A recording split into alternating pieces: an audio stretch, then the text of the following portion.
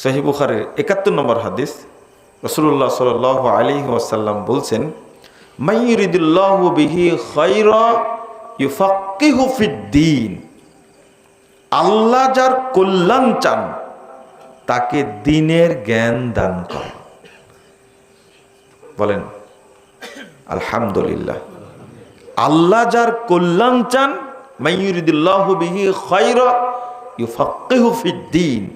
আল্লাহ যার কল্যাণ চান, বরকত চান, মর্যাদা চান, তাকে আল্লাহ দ্বীনের জ্ঞান দান করেন।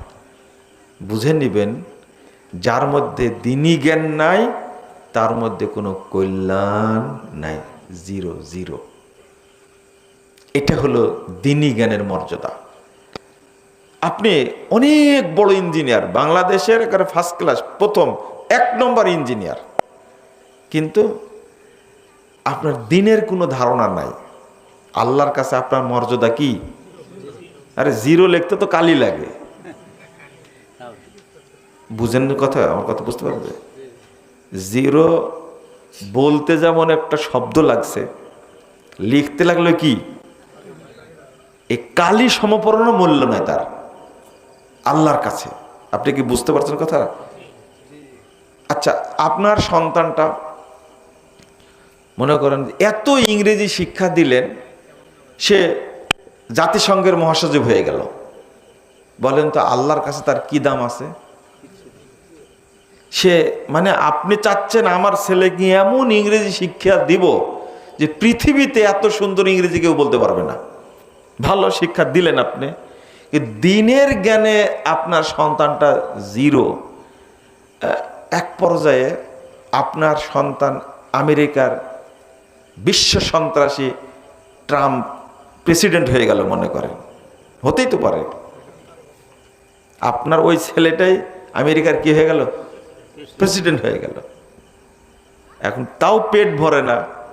এই শয়তানের চিন্তা হলো যে আমাকে শান্তিতে নোবেল দিল না, অতএব আর বিশ্ব শান্তি নিয়ে চিন্তাও করার দরকার নাই। দুইবারের প্রেসিডেন্ট হয়েছে, হওয়ার পরেও এই শয়তানের এখনো কি নোবেল পাওয়ার আশায়, এর চেয়ে বড় ভিক্ষুক পৃথিবীতে কি আছে বলেন দেখি? আপনি খেয়াল করেছেন কথাটা? মনে করেন আপনার সন্তান ওই পর্যায়ে গেল, ধরে নিলাম আজকে আপনার সন্তান একজন আমেরিকার প্রেসিডেন্ট হবে, শান্তিতে নোবেলও পাবে, কিন্তু ওই সন্তানের দাম আল্লাহর কাছে কতটুকু আছে? আমি বলছি হাদিস অনুযায়ী ওর মধ্যে কোনো কল্যাণ নাই, ওর মধ্যে কোনো কল্যাণ নাই, বরং কল্যাণ নাই। আর একটা জিনিস বুঝে রাখেন, যারা মুসলিম ব্যক্তি তারা 24 ঘন্টায় বদদোয়া করবে।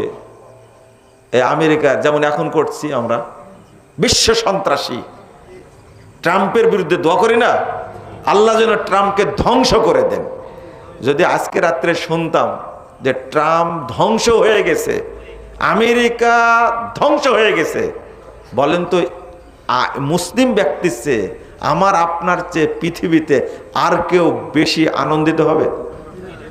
তা আপনার সন্তান ওই পর্যায়ে গেলে আনন্দিত আমরা ওই রকমই হব, কারণ তার মধ্যে কোনো কল্যাণ নাই। মনে থাকবে কি কথাটা? এটা হলো বাস্তবতা।